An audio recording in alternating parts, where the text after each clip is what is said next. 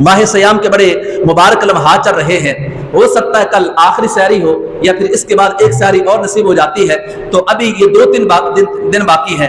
तो बहुत सारे ऐसे वज़ाइफ हैं जिनका रूहानियत से ताल्लुक होता है, और अगर इन दिनों के अंदर किए जाते हैं तो चूंकि रोज़ा भी होता है और एक माह सयाम का एक बरकतों और रहमतों वाला एक फैज़ान भी होता है, तो इनके अंदर वज़ाइफ के अंदर रूहानी ताकत बढ़ जाती है।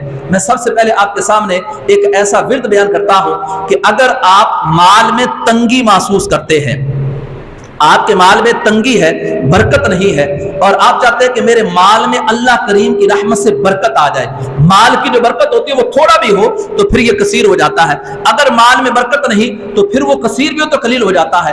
तो माल में बरकत का वजीफा क्या है? सबसे पहले कभी भी ज़कात की अदायगी में बुखल नहीं करना, वरना तबाह हो जाएंगे। कभी भी ज़कात की अदायगी में बुखल नहीं करना, ज़कात पूरी की पूरी देनी है, जैसे कैसे देनी पड़े अपनी रूटीन बना लें कि मैंने साल में अपने माल की ज़कात देनी है।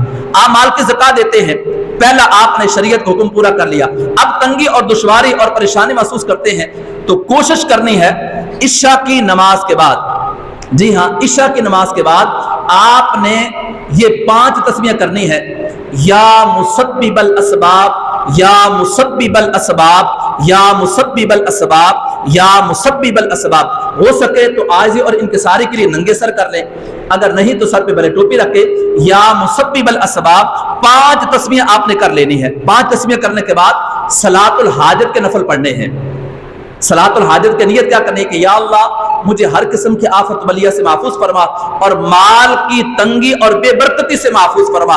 इस नियत से आपने 2 रखते सलातुल हाजत की पढ़ लेनी है। अब पढ़ने के बाद रब की बारगाह में दुआ मांगे, इंशाअल्लाह अल्लाह की रहमत से आपको गैब के खजानों से मदद नसीब होगी। रूटीन बना लेनी है, इंशाअल्लाह करते रहें तो आपकी गैब के खजानों से मदद होगी। दूसरा बात, नमाज फजर के बाद जब सूरज तुलू होने के करीब होता है, यानी सूरज निकलने के करीब होता है, जिसको औकात मकरूह कहा जाते हैं, ये फजर की नमाज के फौरन बाद बिस्मिल्लाहिर्रहमानिर्रहीम, बिस्मिल्लाहिर्रहमानिर्रहीम, चाहे मस्जिद में बैठकर टाइम है तो मस्जिद में कर लें, अगर मस्जिद में टाइम नहीं है, घर में कोई काम काज करना है तो आपने जानवर रखे हैं उनकी खिदमत करनी है, अपने घर में जाकर आपने यकसुई के साथ किसी भी जगह पर बैठकर 300 मरतबा बिस्मिल्लाहिर्रहमानिर्रहीम, बिस्मिल्लाहिर्रहमानिर्रहीम, बिस्मिल्लाहिर्रहमानिर्रहीम, इसकी 3 तस्बीह आपने कर लेनी है। ये मामूल बना के रखें, इंशाअल्लाह माल में गैबी तौर पर मदद आएगी।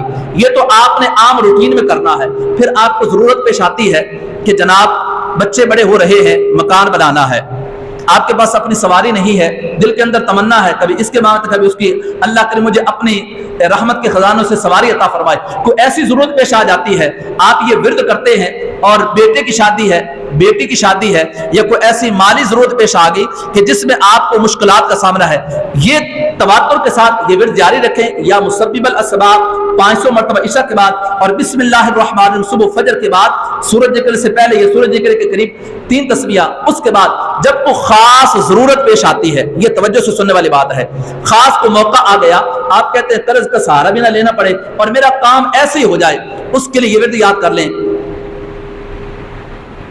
या मालिको, या करीमो, या सामदो, या मुगनियो, या मालिको, या करीमो, या सामदो, या मुगनियो, या मालिको, या करीमो, या सामदो, या मुगनियो।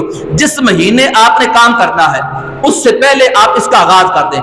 1 तस्बीह आप सुबह कर लें, 1 शाम को कर लें, आपका टाइम आने से पहले अगर आप ज़कात देने वाले हैं और नमाज की पाबंदी करने वाले हैं, जो आपका टाइम आएगा उस टाइम में इंशाअल्लाह अल्लाह की रहमत से गैबी ऐसे मदद हो जाएगी कि आपको पता भी नहीं चलेगा और आपका काम हो जाएगा। ये तब शुरू करना है कि जब आपका काम बिल्कुल करीब, यानी 1 माह बाद आपने कोई काम करना है। अल्लाह करीम की बारगाह में दुआ है कि अल्लाह करीम हम सब की गैब के खजानों से मदद फरमाए, खल्लाक आलम हम सब की रिज़्क़ के अंदर, घर के अंदर, इल्म के अंदर, हिलम के अंदर रहमतों और बरकतों को नज़ूल फरमाए। और इस माह मुक़द्दस की मुक़द्दस घड़ियों का सदका अल्लाह करीम तमाम सुनने वालों की तमन्नाओं को शर्फ़ कबूलियत अता फरमाए।